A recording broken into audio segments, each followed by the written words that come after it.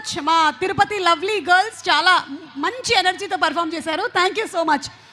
And ఇప్పుడు inviting on stage Sitara entertainments అధినేత శ్రీ సూర్యదేవర నాగవంశీ గారిని సాధారణంగా వేదిక మీదకి ఇన్వైట్ చేసేస్తూ ఉన్నాము. ఆయన సినిమాల్ని చాలా ప్యాషనెట్గా మంచి కంపాషన్తో తీస్తూ ఉంటారు. ప్రొడ్యూసర్ వంశీ గారికి స్వాగతం పలుకుతూ మాట్లాడవలసిందిగా రిక్వెస్ట్ చేస్తున్నాము.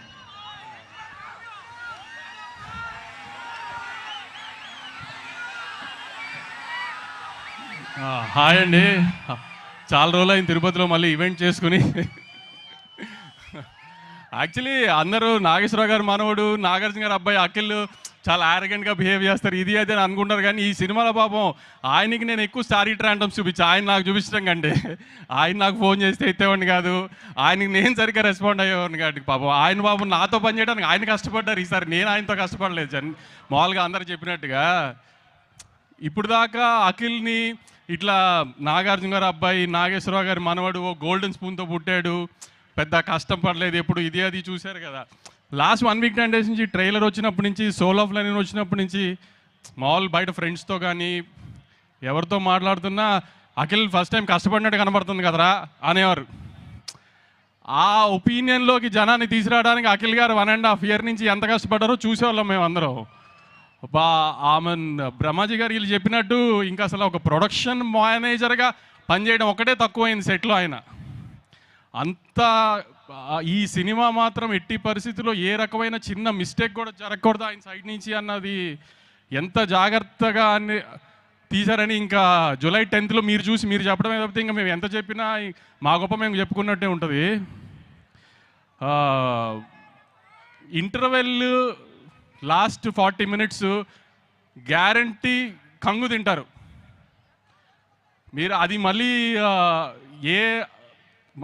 ఒక మాస్ సినిమాలో ఎలా రెగ్యులర్గా ఉంటుంది ఇంటర్వెల్, అలా కాకుండా కూడా అఖిల్ ఒక మాస్ సినిమా చేస్తున్నప్పుడు ఎలాంటి రెగ్యులర్ ఫార్మాట్లో ఉండకూడదు అనుకుంటున్నాం, అది ట్రై చేసి మరి పెట్టుకున్న ఎలిమెంట్స్ అవన్నీ ఖచ్చితంగా మాత్రం 2-3 చోట్ల సినిమాలో మాత్రం సర్ప్రైజ్ అవుతారు డెఫినెట్గా. ఆ స్క్రీన్ ప్లేలో ఆ కేర్ తీసుకున్నాడు నందు.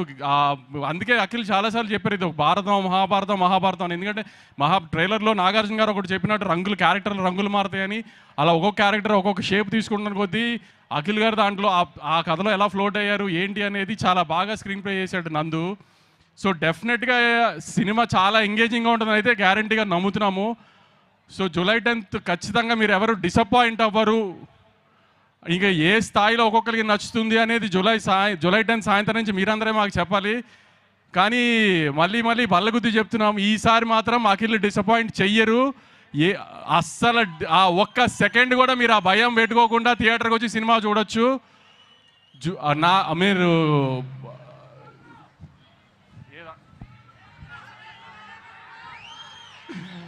Okay Bhagyashree, thank you. మాకు చిన్న డిస్టర్బెన్స్ జరిగితే ఒక ఫోన్ కాల్లో డేట్స్ అన్ని అడ్జస్ట్ చేసి సినిమా చేసావు. Thank you, really thank you very much. Brahmaji గారు ఆవిడ అన్నట్టు నిజంగానే మీకు ఆయాసం వస్తుందండి, అంత కష్టపడి మాట్లాడారు ఎందుకు? మీరు నిజంగానే మీరు జెన్జీ అనుకున్నా మీకు ఆయాసం వస్తుంది ఏంటండి? శివాజీ గారు చాలా థ్యాంక్స్ అండి, చాలా మంచి క్యారెక్టర్ చేశారు. సునీల్ భయ్య మీరు నా సినిమాలో ఉంటే అది గ్యారంటీ హిట్ సినిమా, మన ఇద్దరికి సెంటిమెంట్ అది. మీకు తెలుసు తమన్కి నాకు ఉన్న అసోసియేషన్లో నాకు తమన్కి ఫెయిల్యూర్స్ లేవు అసలు. సో ఈ సినిమా కూడా ఆ సెంటిమెంట్ ఎలా అయినా కంటిన్యూ అవుతుంది. సినిమా పెద్ద హిట్, బీజం కొట్టేశాడు. ఇంటర్వెల్కి కానీ వీటికి కానీ కొన్ని చోట్ల మీకు తమన్ తెలుసు కదా, కొంచెం పూనకం వస్తే ఎలా ఉంటుందో అలా ఉంటుంది బీజం కొన్ని మెయిన్ బ్లాకుల్లో. ఇప్పుడు నవీన్ గురించి ఏమైనా పొగిడినా మీరు మళ్ళీ తిడతారు కాబట్టి ఇప్పుడు ఆ టాపిక్ వద్దు, సక్సెస్ మీట్లో మాట్లాడుకుందాం.